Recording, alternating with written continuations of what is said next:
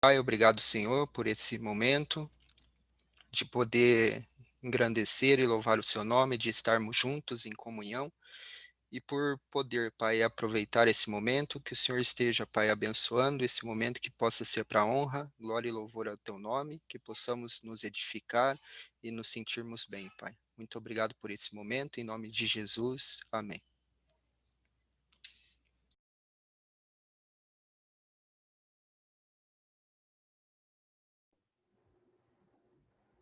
Boa noite, irmãos. Convido a todos para estarmos louvando ao nosso Deus agora.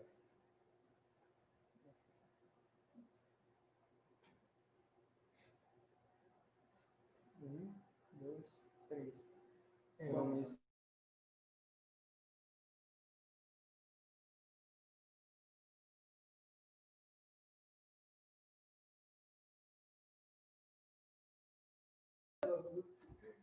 Ele deixou mudo? Agora tá.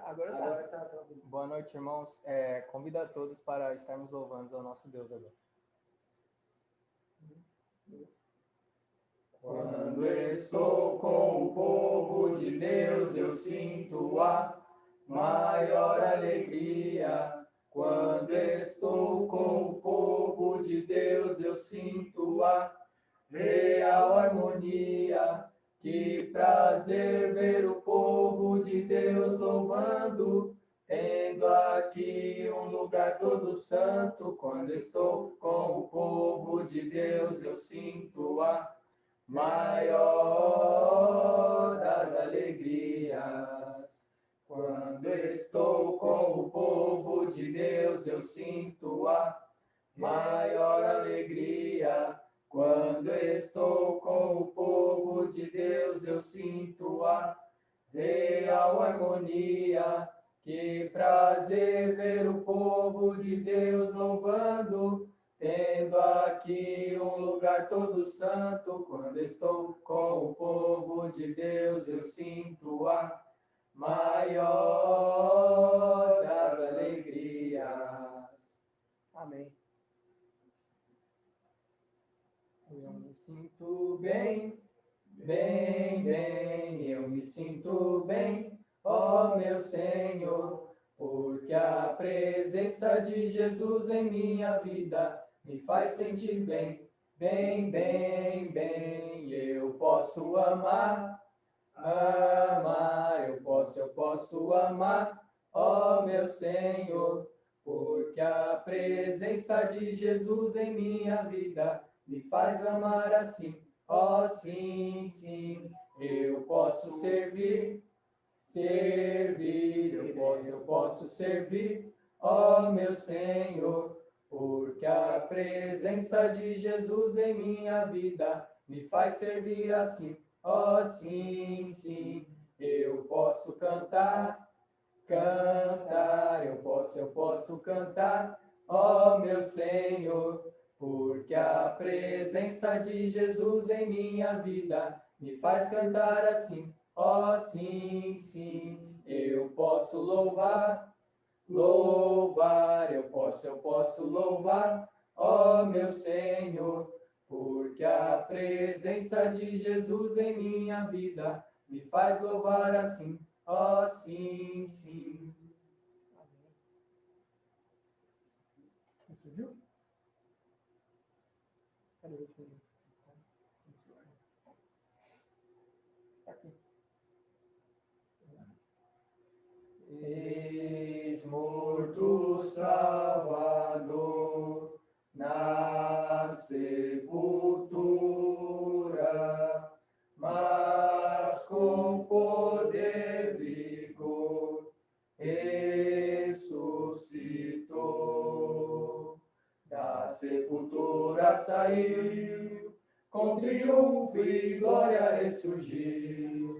Ressurgiu vencendo a morte em seu poder, pode agora a todos vida conceder. Ressurgiu, ressurgiu, aleluia, ressurgiu. Tomaram precaução com seu sepulcro, mas tudo foi foi em vão para o reter. Da sepultura saiu, com triunfo e glória ressurgiu. Ressurgiu, vencendo a morte, seu poder. Pode agora a todos vida conceder. Ressurgiu, ressurgiu, aleluia, ressurgiu. A morte conquistou com grande glória, ó, graças alcançou, vida eterna. Da sepultura saiu, com triunfo e glória ressurgiu. Ressurgiu, vencendo a morte, seu poder. Pode agora a todos vida conceder. Ressurgiu, ressurgiu, aleluia, ressurgiu.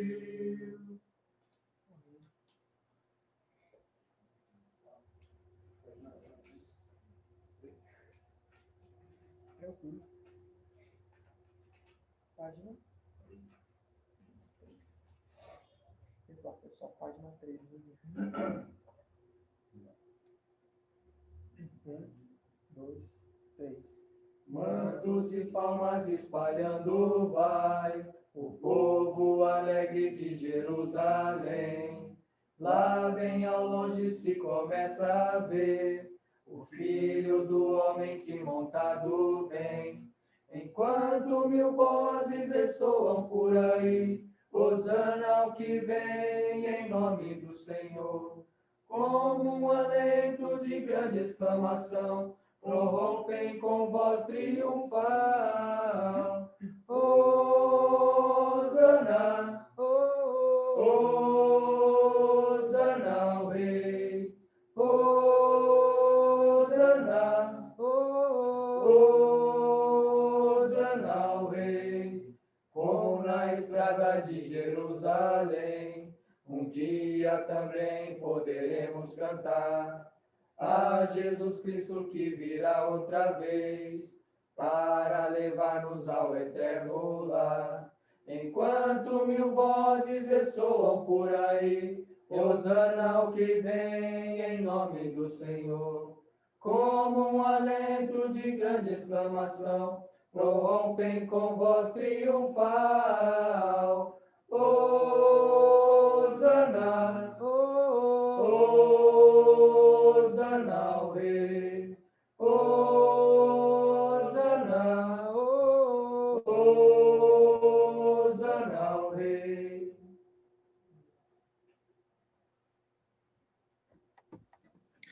Obrigado, galera. Obrigado pelos louvores. Boa noite a todos mais uma vez. Boa noite. Que bom ver todos aqui nesse momento. Nós podemos se edificar um pouco mais da palavra de Deus. A primeira coisa que eu queria pedir para vocês era para vocês modificar o nome de vocês, se vocês puderem colocar o primeiro nome de vocês e colocar a congregação de onde vocês são. Se você não conseguir fazer isso, você pede para a gente no chat que a gente coloca para vocês, tá bom? Se tiver mais de 2 pessoas, coloca só a congregação de onde você faz parte. Tá bom? Só para a gente identificar de onde você é. Mais uma vez, boa noite. Eu estou aqui hoje para apresentar Nathan Zink. Nathan é americano, mas desde 1 ano de idade, 2 anos, ele veio para o Brasil com a família dele para trabalhar no Rio. E Nathan está com 11 anos, 10 anos, que trabalha com a igreja aqui em Niterói. Ele é missionário aqui em Niterói. A família dele é da capital mesmo do Rio, e ele é aqui de Niterói, ele trabalha com a igreja. Ele é casado com Sara, tem 2 filhos, Samuel e Elizabeth, são uma bênção, muito legais eles, os filhos dele. E Nathan também é coordenador do projeto Timóteo. Para quem não sabe, eu faço parte do projeto Timóteo, onde o projeto incentiva jovens a trabalhar com a igreja em tempo integral. Eu estou aqui há cerca de 5 meses e tenho aprendido bastante com o Nathan. Nathan tem ensinado bastante, muitas coisas, me incentivado a não desistir a trabalhar com a igreja, e isso tem me fortificado bastante, me fazido muito feliz. Tenho aprendido demais, espero que o Nathan hoje, mais uma vez, seja usado pelo Senhor Gosto demais das aulas da pregação do Natan e espero que todo mundo goste e saia daqui edificados. Mas nesse momento também eu queria pedir para todo mundo baixar as nossas cabeças, para a gente poder pedir ao nosso Deus para que Ele possa estar abençoando esse momento. Vamos orar? Senhor, meu Deus, meu Pai, muito obrigado por mais um dia. Obrigado por essa semana maravilhosa que passou, Pai. E esse último dia da semana, onde a gente está aqui para reunidos como igreja, como uma família, para escutar um pouco mais da Tua palavra, para que nós possamos se edificar, Pai. E que nesse momento eu peço pela vida do Teu servo Natan, para que o Senhor possa estar usando ele, para que ele possa passar esse entendimento para nós e ele também, Pai, possa daqui sair edificado. Abençoe esse momento que o Senhor tem dado os nossos sábados para os jovens estarem aqui aprendendo mais da Tua palavra. E como é bom a gente te louvar, primeiramente, como é bom a gente te engrandecer, e agora vamos aprender um pouco mais da Tua palavra. É em nome do Teu Filho amado que eu te oro e te agradeço para todo sempre. Amém. Com você, Natan. Boa noite a todos. É um prazer enorme poder estar com vocês nessa noite. Se você está com a tela desligada e puder ligar a tela, é sempre bom ver o rosto de vocês quando a gente está falando. A gente vai fazer algumas perguntas, então assim vai ficar até mais fácil também para poder identificar quem tem um comentário. Eu tenho ouvido falar dessa reunião através do Renan, então essa reunião de vocês aí já tá se tornando conhecida. É legal poder ver tantas pessoas, alguns eu conheço, a maioria eu não conheço, alguns eu conheço pelas redes sociais, mas é legal ter essa oportunidade para poder estar conectado com tantas pessoas ao redor do país todo. Então, é um prazer enorme poder estar com vocês nessa noite para poder compartilhar um pouquinho. Na época de Jesus, havia um rabino chamado Akiva. E a história é contada de que, em uma determinada noite, Rabino estava caminhando, ele estava querendo ir em direção a Cafarnaum. Enquanto ele caminhava, ele recitava um versículo de Isaías, capítulo 43, versículo 10. Ele repetia a frase: vocês são minhas testemunhas. Vocês são minhas testemunhas, vocês são minhas testemunhas, vocês são minhas testemunhas.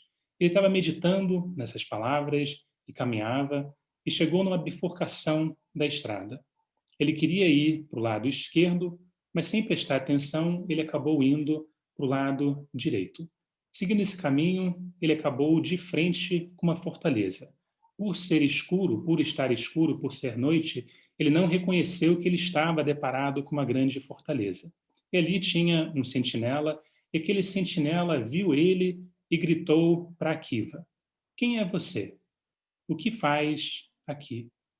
Aquilo pegou Akiva de surpresa, ele não esperava que alguém saudasse ele dessa forma, uma saudação curta, uma saudação grossa. E ele ficou pensativo um pouco sobre aquele questionamento, aquelas perguntas, e ele decidiu responder para ele: quanto que você recebe para fazer essas perguntas? Aquele sentinela também ficou surpreso com essa resposta de Akiva. Ele estava acostumado a fazer perguntas e as pessoas responderem as suas perguntas.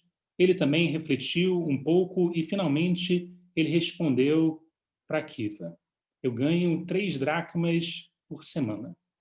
E Akiva respondeu: eu te pago o dobro se você fizer essas perguntas para mim todo dia.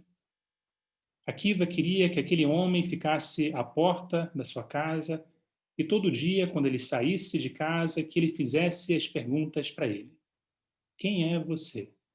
O que você faz aqui? Creio que todos nós, em algum momento, já fizemos essas perguntas para nós mesmos: quem sou eu? Qual é o meu propósito de estar aqui, neste mundo, nesta terra? Acho que foi compartilhado essa semana um textozinho de um livro chamado Igreja Brasileira com Propósito. Eu queria ler um parágrafo bem curto desse livro que diz o seguinte: não fomos criados para nossa própria autorrealização. Você não foi feito para vender carros, construir prédios, defender causas humanas ou assumir qualquer outra ocupação, apesar de temporariamente realizar essas atividades. Tudo quanto fazemos em nossa vida deve ser encarado como um meio, não como um fim em si mesmo. Existe um propósito muito maior para a sua existência nesse mundo.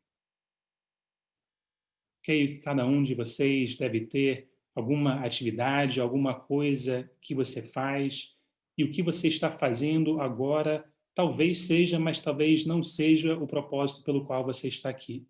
Certamente é um meio para poder atingir o seu propósito nessa vida, nesse mundo.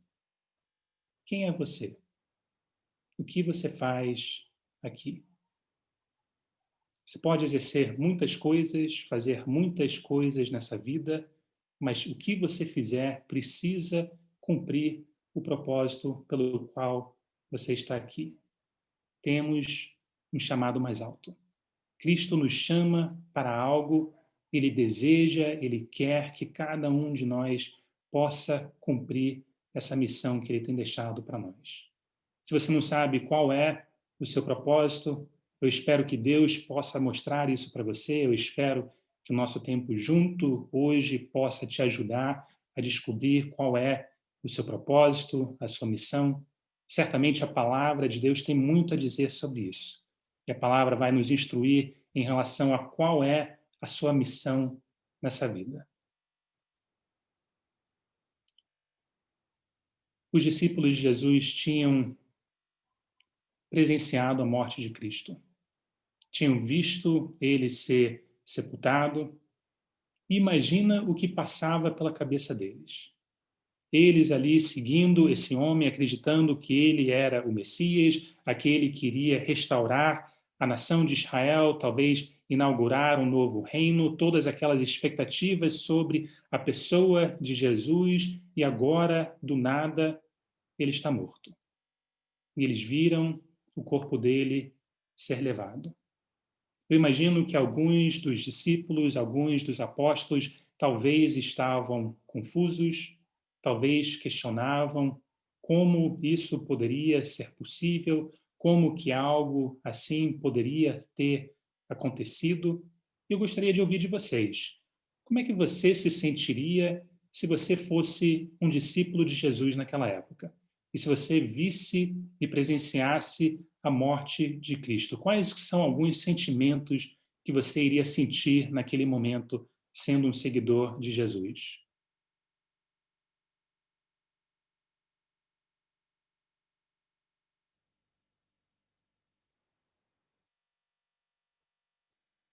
Estou entendendo, falta de palavras é uma resposta. Eu entendo que seria frustração, né? Os discípulos, sendo um discípulo com aquela expectativa de Jesus restaurando um reino como o de Davi, né? Então, frustração seria um sentimento bem viável nesse sentido, né? Perfeito, frustração. Eu acredito que provavelmente seria um sentimento, sim. Mais alguém? Eu acho que desespero, assim, por estar vendo alguém que você ama, né? Porque você conviveu, morrendo e morrendo de um jeito assim tão cruel. E desesperança também, porque ele era a esperança naquele meio, né? Eu acho que duas coisas que eu sentiria. Ou Muito os bom. discípulos. Sim. Bom ver você, Amanda. Obrigado pelo comentário. Desesperança, desespero. Muito bom. Mais algum comentário? Eu me sentiria muito angustiado, porque é um sentimento que você meio que acaba tendo uma amizade muito forte com a pessoa e essa pessoa acaba morrendo, no caso Jesus, né? Então eles eram como irmãos, né, naquele meio, era uma família, então você se desapega e se torna angústia para a pessoa que acaba perdendo, né? Muito bom, obrigado. Eu acho que sim. Eu acho que certamente, independente do que você entende sobre o que está acontecendo espiritualmente, só o lado físico do relacionamento pesaria muita coisa. Eu concordo. Mais alguém gostaria de compartilhar? Eu gostaria. Boa Sim. noite, eu sou a Virgínia. Boa noite. Então, eu boa noite, todo esse sentimento que os meninos falaram, né, jovens, eu acho que eu sou uma pessoa muito medrosa, né? E eu me sentiria perdida e com muito medo e abandonada, eu acho, assim, sabe? Eu acho que eu ia ficar muito... Porque eu sei o que é ser abandonada, né? Então assim, eu acho que, né, se eu estivesse naquele tempo, andando com Jesus, vendo, eu ia ficar com muito medo, me sentindo muito desamparada. Esse seria o meu sentimento. Boa noite, obrigada. Boa Acho noite, que é obrigado, isso. obrigado pelo comentário, Virginia. Eu acho que certamente ele, sendo o líder deles, todo mundo olhando para ele como referência, e de repente ele não está ali, certamente eu acho que a pessoa poderia se sentir desnorteada, não é? Sem saber o que fazer, de repente até desamparada, com medo, que nem você falou. Muito bom. No Evangelho de Mateus, nós já sabemos que Jesus havia ressuscitado. Mas os discípulos dele estão indo para Galiléia para poder encontrar com Jesus, eles vão ter esse encontro para poder ouvir dele e ouvir ele falar algo para eles. Eu queria ler uma passagem que vocês conhecem muito bem, Mateus capítulo 28, e eu queria começar a leitura no versículo 16. Mateus capítulo 28, do 16 até o 20. Não sei se vocês têm esse hábito, mas eu queria ver se de repente alguém poderia fazer essa leitura. Mateus 28, do versículo 16 até o 20. Posso ler? Obrigado. Os 11 discípulos partiram para a Galiléia, para o monte que Jesus lhes havia designado. E quando viram Jesus, o adoraram, mas alguns duvidaram. Jesus, aproximando-se, falou-lhes, dizendo: Toda a autoridade me foi dada no céu e na terra. Portanto, vão e façam discípulos de todas as nações, batizando-os em nome do Pai, do Filho e do Espírito Santo, ensinando-os a guardar todas as coisas que tenho ordenado a vocês. E eis que estou com vocês todos os dias até o fim dos tempos. Perfeito, muito obrigado. Então aqui os 11 discípulos eles foram para a Galiléia para poder encontrar com Jesus. Aqui Jesus começa a explicar para eles o que eles iriam fazer. Qual seria a missão deles? Que tarefa, não é? De você ouvir essa missão que Cristo estava entregando para os seus discípulos. Ele fala para eles: vão e façam discípulos de todas as nações. Imagine que ele tivesse olhado para você e as pessoas com você e falado: olha, vai para a sua cidade, vá para a sua cidade e faça discípulos das pessoas na sua cidade, ou então no seu estado. Só isso seria um desafio, não é? A gente está aqui em Niterói, é um desafio tentar evangelizar Niterói, isso é uma tarefa enorme, uma tarefa grande, mas ele não fala isso. Ele fala: vão pelo mundo. O mundo é o nosso campo. Que tarefa, não é? Que desafio de ir para toda a face da terra, para toda a nação, para todo o povo, para poder proclamar essa mensagem. Certamente essa é uma missão que levaria tempo, é uma missão que necessitaria de um compromisso e de um empenho pela parte dos seguidores de Cristo Jesus. O objetivo era crescer, e era um objetivo e tanto. Vão e façam discípulos de todas as nações.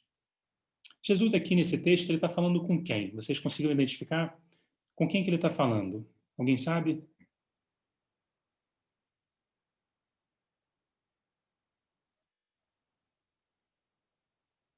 O contexto mais imediato aqui é os 11 apóstolos, os 11 discípulos, né?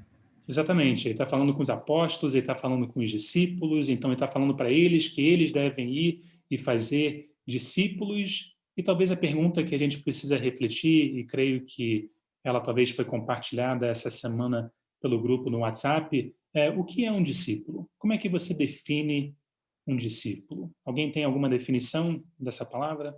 Como é que você define discípulo?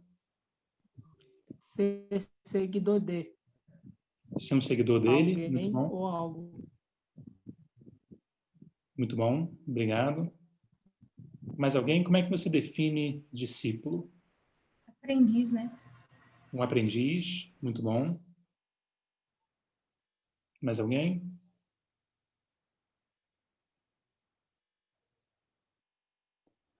Imitador.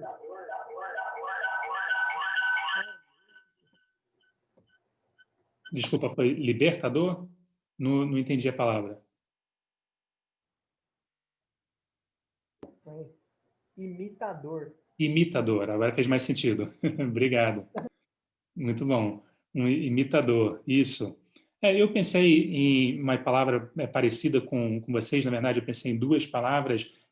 Alguém que segue e obedece, não é? Alguém que está ali buscando aquela pessoa e está fazendo o que aquela pessoa diz. E talvez algo para você refletir você é um discípulo? Você se considera um discípulo? Você é esse imitador? Você é esse que está buscando a Cristo Jesus? Você é esse que está obedecendo os ensinos de Cristo Jesus em sua vida? Os rabinos, na época de Jesus, tinham o costume de escolher jovens, alguns acham que poderiam até ser crianças, para poderem instruir. Então, eles tinham essas pessoas a quem eles instruíam e estas pessoas seguiam a ele, o rabino, aquele mestre, aquele professor. Eles seguiam ele para todo lugar. Na verdade, tinha um ditado que eles falavam para esses jovens aprendizes. Eles diziam: cubram-se com a poeira dos pés do seu rabino. Um discípulo deveria seguir ao seu mestre tão de perto, andar tão próximo dele, ao ponto de que, ao final do dia, você vai lembrar que naquela época as estradas eram estradas empoeiradas, então você estava seguindo aquela pessoa tão de perto que, ao final do dia, você estaria coberto com aquela poeira do pó do pé do seu mestre, do seu rabino.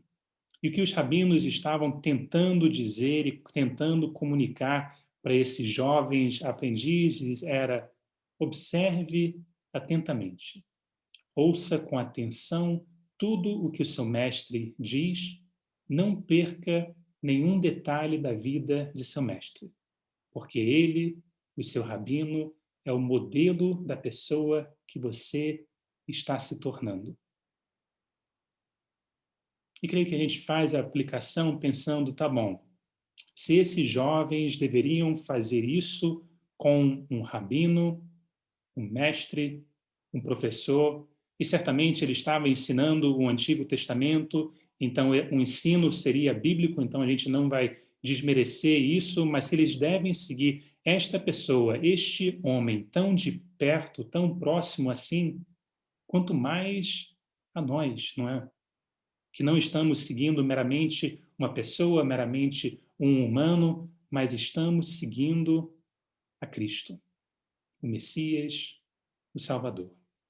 Devemos estar buscando estar juntos dele, contemplando os seus ensinos, contemplando a sua vida, buscando ser como ele. Buscando ser como ele.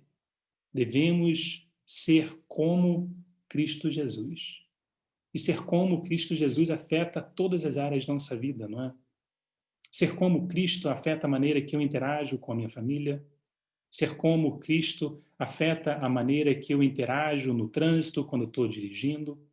Ser como Cristo afeta a maneira que você vai exercer o seu trabalho. E eu vou aproveitar que eu estou falando com jovens hoje e eu vou abrir um parêntese aqui. Não faça simplesmente o mínimo no seu trabalho. Não faça o seu trabalho buscando agradar o seu patrão, aquela pessoa que está ali, porque quando você está trabalhando para Deus. E quando você está trabalhando, você está testemunhando a respeito daquele a quem você serve. Então, certamente, a quem você está seguindo e servindo influencia a maneira que você trabalha. Ser como Jesus afeta o que você escolhe assistir, afeta o que você ouve, afeta as suas amizades. Talvez há amizades que não são boas para a sua vida espiritual. E se você quer ser como Cristo, isso deve influenciar esses relacionamentos que você tem. Ser como Cristo certamente influencia o seu namoro. Precisamos buscar ser como Cristo Jesus. Precisamos buscar viver vidas puras como a vida de Cristo Jesus. E a pergunta que eu quero fazer agora para você responder, se você quiser, é: como está o seu relacionamento com Cristo? Você está andando tão próximo a Cristo que você está sendo coberto pela poeira do seu Mestre? Como está o seu relacionamento? Você está buscando a Cristo em sua vida de todo o coração?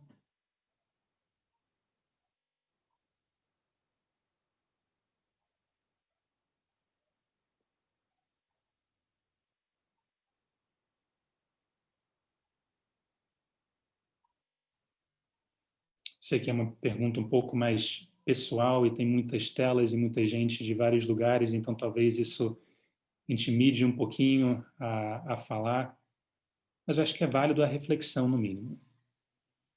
Como é que está o seu relacionamento?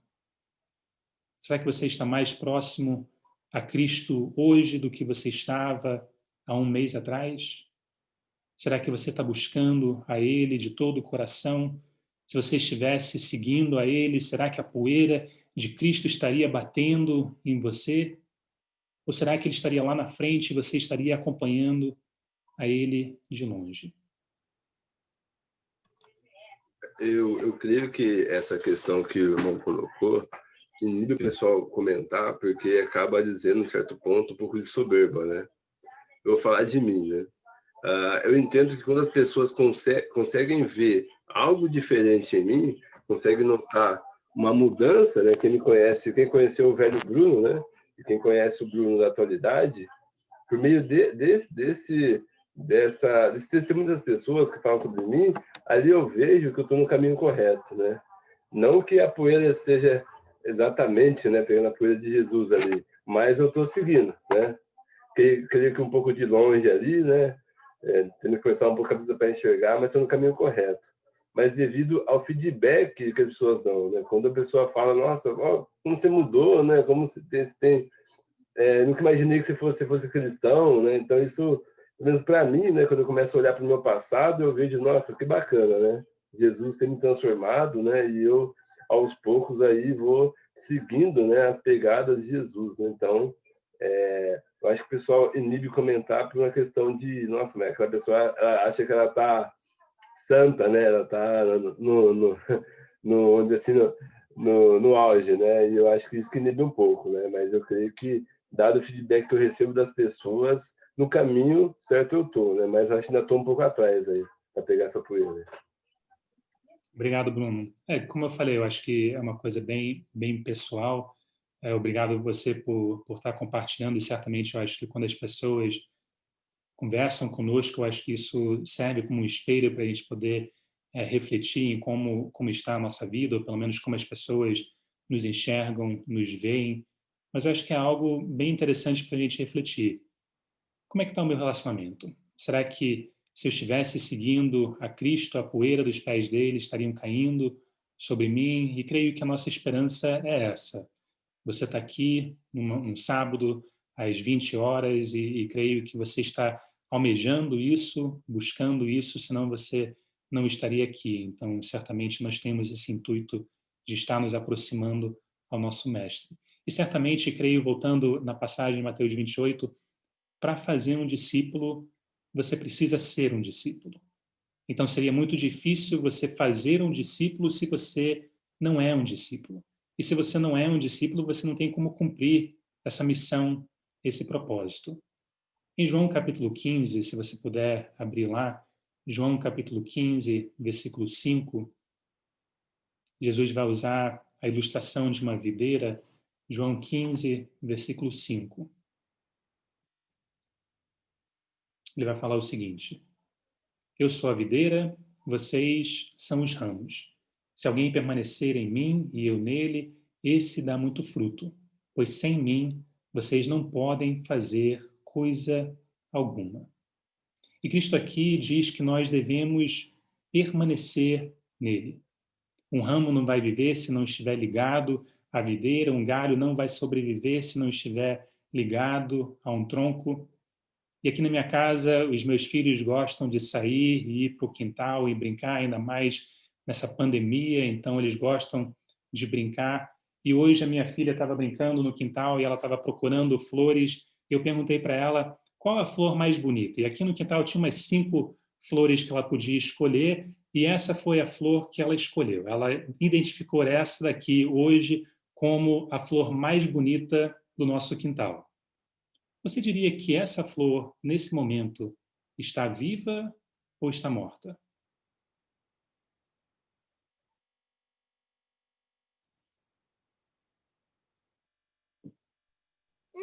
Ela está morta. Está morta, isso aí. Ela tem uma aparência boa ainda, não é? Então ainda tem uma aparência boa, mas ela não está mais ligada à planta, não é? Ela não está mais conectada, então por isso daqui a pouco ela vai murchar. Até estava na dúvida se ela ia durar até hoje à noite ainda bonitinha para poder mostrar para vocês. Mas certamente com o tempo ela não vai durar, porque ela não está mais conectada à planta, ela não está recebendo mais nutrientes. E Jesus, nesse texto, ele diz que se você não estiver ligado a ele, que você não vai fazer coisa alguma. E eu acho isso interessante, porque ele não diz que você vai fazer menos, ele não diz que a qualidade do que você vai fazer vai ser inferior, mas ele diz que você não vai fazer nada. E certamente nós entendemos isso no ponto de vista espiritual, então, espiritualmente falando, você não vai poder produzir nada, pois você não está mais ligado à videira, você não está mais conectado a Cristo. E o inverso, nós entendemos que se eu estiver ligado a Cristo, se eu estiver ligado à videira, eu vou produzir fruto. Se eu sou aquele ramo que é bem cuidado, que está ligado à videira, eu vou produzir fruto. É uma ação natural. É o que é esperado de algo que está ligado à videira. E é aqui que eu quero voltar novamente para essa grande comissão em Mateus capítulo 28. Em Mateus 28, do versículo 19 ao 20, ele diz o seguinte: vão e façam discípulos de todas as nações, batizando-os em nome do Pai, do Filho e do Espírito Santo, ensinando-os a obedecer a tudo o que eu lhes ordenei. E eu estarei sempre com vocês até o fim dos tempos. Jesus aqui, ele diz, ou pelo menos eu entendo ele dizer, que nós não devemos aceitar passivamente a situação atual da igreja. Não devemos nos contentar com a condição atual da igreja, mas devemos trabalhar de forma intencional para poder evangelizar mais pessoas. Não podemos nos contentar. Não podemos achar que o que já foi feito é suficiente, mas precisamos estar sempre buscando aquele a mais. Devemos estar sempre buscando agir de forma intencional para fazer mais alguma coisa. Porque creio eu que quando nós paramos de agir de forma intencional, nós paramos de evangelizar. E quando paramos de evangelizar, paramos de crescer, e quando paramos de crescer, não estamos mais atingindo o objetivo de Cristo para nós. Não estamos alcançando mais a meta, a missão que ele deixou para nós como discípulos, para nós como igreja. Eu ouvi uma vez uma ilustração que eu achei bem interessante. E nessa ilustração ele diz que a igreja pode ser comparada ou com um cruzeiro ou com um navio de guerra. Eu vou confessar para vocês, eu nunca viajei de cruzeiro, já ouvi muitas coisas boas a respeito do cruzeiro. Eu gostaria muito de um dia, pós-pandemia, é claro, poder viajar de cruzeiro, porque as pessoas falam muito bem dessa viagem. Falam que é uma mordomia incrível, tem 1000 coisas ali para poder te atender, é um conforto, tem entretenimento, coisas que você pode fazer, e o que todo mundo fala é que tem comida. O que não falta é comida. Eu vou confessar para vocês, eu gosto um pouquinho de comer. Então, esse lado aí, para mim, é um pouco atrativo. Você ir nesse cruzeiro e poder ter aquela comida excelente e poder comer o quanto você quiser. E a outra coisa que dizem é que no cruzeiro tudo está voltado para atender os seus desejos. As pessoas estão lá para servir a você. O que você precisar, vai ter alguém ali para poder tentar te ajudar. E quando você pensa no navio de guerra, um navio de guerra é totalmente diferente. As acomodações são mais rústicas, o navio de guerra não tem nenhum tripulante a mais no barco, todos estão ali com um propósito, todos estão ali tendo uma função, um trabalho, cada um tem um objetivo, ninguém está ali para ser servido, mas todos estão ali para servir em alguma capacidade. Todos trabalhando em sintonia, todos obedecendo às ordens para poder alcançar um único objetivo. E pensando na igreja, quando a igreja se torna um cruzeiro, a função do evangelista, ou a função do presbítero, ou a função daquele líder daquela igreja, está voltado em satisfazer os desejos e necessidades dos membros daquela igreja. Ele está ali para poder apaziguar e poder acalmar qualquer um, atender qualquer um que tenha talvez alguma reclamação. O objetivo é manter todos felizes e confortáveis. Mas quando a igreja é um navio de guerra, todos estão trabalhando. Todos estão em sintonia, exercendo a sua função, buscando cumprir o seu propósito. Cada um tem uma função, um trabalho diferente, todos buscando atingir aquela meta, aquele objetivo. E você não precisa responder para o grupo, mas eu queria que você refletisse nessas perguntas. Para você, a igreja é um cruzeiro onde você vai para ser servido? Ou então, para você, a igreja é como um navio de batalha, onde você vai para poder servir e poder ajudar? Qual é a sua visão da igreja? Qual destes é a igreja onde você congrega? Será que a sua igreja, a sua congregação é um cruzeiro ou é um navio de guerra? Creio que talvez uma outra pergunta que nós podemos considerar é: como é que a igreja pode ser uma igreja que cresce? Como é que a igreja pode ser uma igreja que vai cumprir o seu chamado, ao invés de ser simplesmente uma igreja que vai se manter?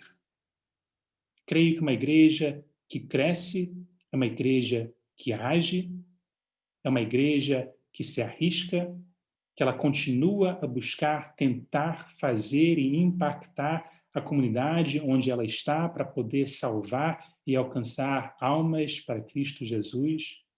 E, em contrapartida, uma igreja que se mantém é uma igreja que aceita as coisas do jeito que elas são e acham que elas devem continuar a ser assim. Uma igreja que age com precaução, pois tem medo de não suceder. Ela tem medo do fracasso.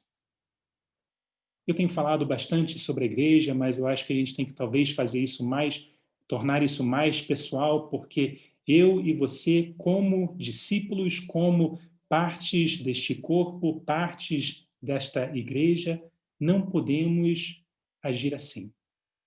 Eu não posso me contentar com as coisas do jeito que elas são. Eu não posso me contentar com a realidade atual, mas devo sempre buscar fazer mais. Eu quero encorajar você. Eu prefiro tentar e fracassar do que não fazer nada por medo do que pode acontecer. Creio que por causa de Cristo, por causa da promessa que Ele nos deixa, que nós podemos ter a certeza de que nós, como discípulos, nós, como igreja, vamos prevalecer. Porque somos uma igreja que se arrisca, uma igreja que faz, uma igreja que confia que Cristo está do nosso lado e que por causa dele e só dele que seremos vitoriosos, que conseguiremos fazer algo, alcançar pessoas por causa da ajuda e do cuidado de Deus e de Cristo na nossa vida. Jesus, durante o seu ministério, em um determinado momento, ele olhou para os seus discípulos e ele perguntou para eles: quem que os outros, quem que a multidão diz que eu sou? Eles começam a responder e eles dão várias opções do que as pessoas achavam, porque a realidade é que as pessoas não sabiam com certeza, e eles dizem que as pessoas acham que talvez ele seja João Batista, talvez seja Elias ou Jeremias, talvez algum dos profetas. E Jesus olha para os discípulos e agora ele torna a pergunta um pouco mais pessoal. Ele pergunta para eles: quem vocês dizem que eu sou? Pedro, e parece que é sempre Pedro, não é? Pedro, sem temer, sem estar receoso do que talvez os outros possam pensar, do que ele vai falar, da resposta que ele vai dar para Jesus, Pedro declara com toda a convicção: tu és o Cristo, o Filho do Deus vivo.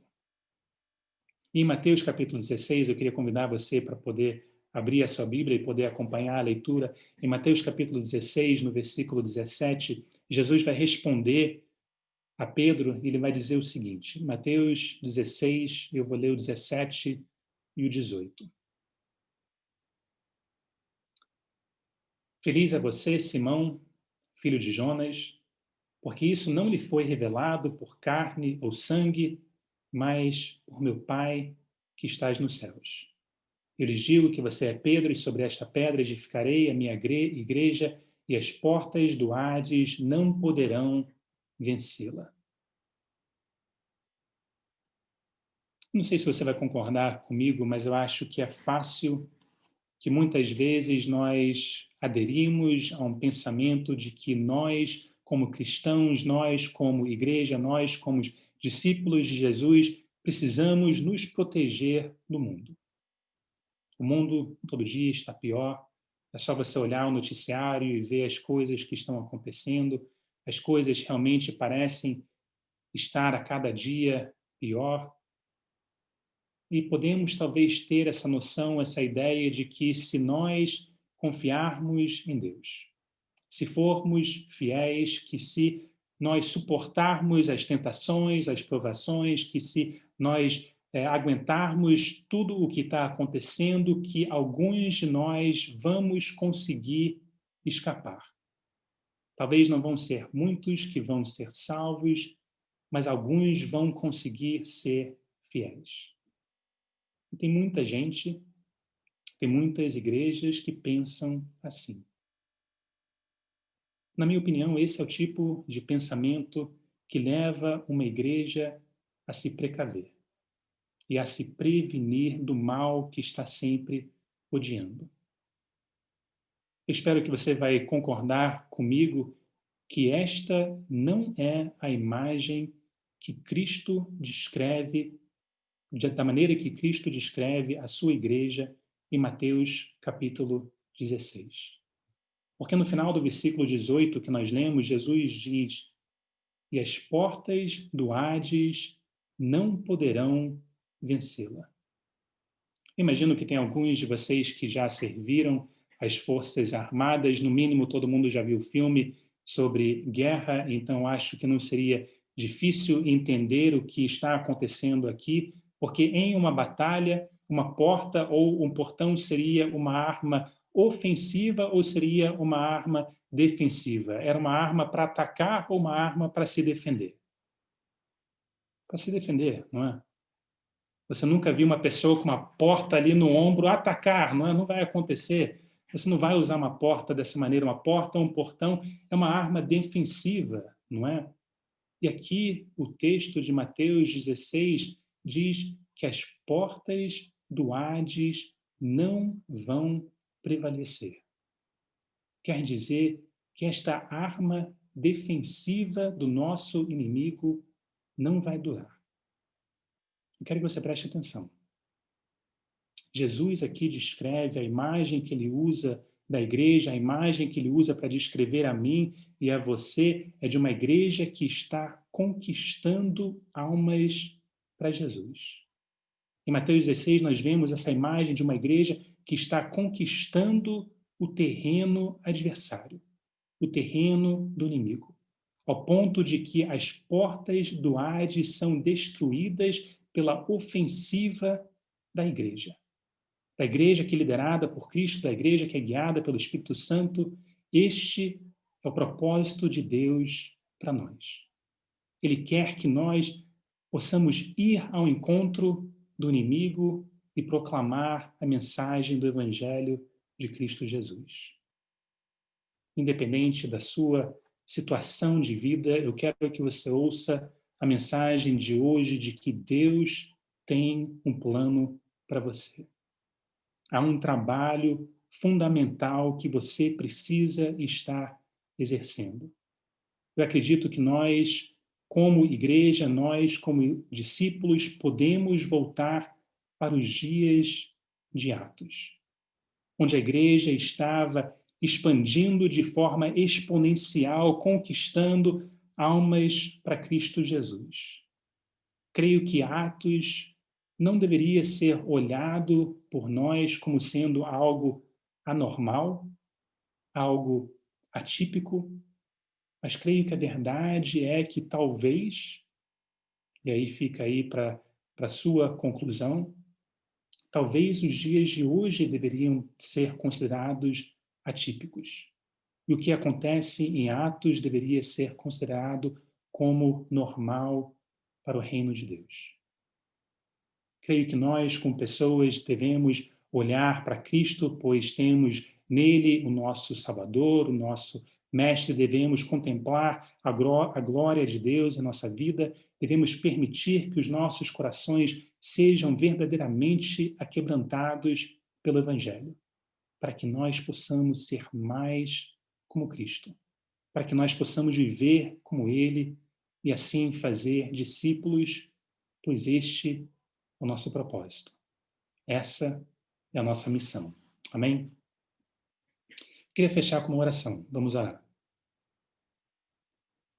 Senhor Deus e Pai, Senhor, obrigado por mais essa noite, obrigado por mais esse momento, obrigado pela oportunidade para poder estar com cada um que está aqui. Pai, que nós possamos reconhecer a missão que nós temos em Ti. O Senhor pediu, o Senhor comandou que nós pudéssemos ir para este mundo e pregar a Sua mensagem. Pai, que nós possamos reconhecer o campo que está à nossa frente, nós possamos reconhecer a necessidade de que cada um é necessário que cada um possa fazer a sua parte para poder compartilhar essa mensagem, compartilhar esse evangelho para que almas possam ser resgatadas, Senhor. Pai, pedimos que o Senhor possa agir na Tua igreja, em momentos talvez até avivar a Tua igreja, para que nós possamos cumprir a Sua missão. Pai, obrigado por Cristo. Obrigado por Sua morte, obrigado por Sua ressurreição, obrigado pela esperança que nós temos através dele. Através de Cristo que nós oramos e agradecemos. Amém.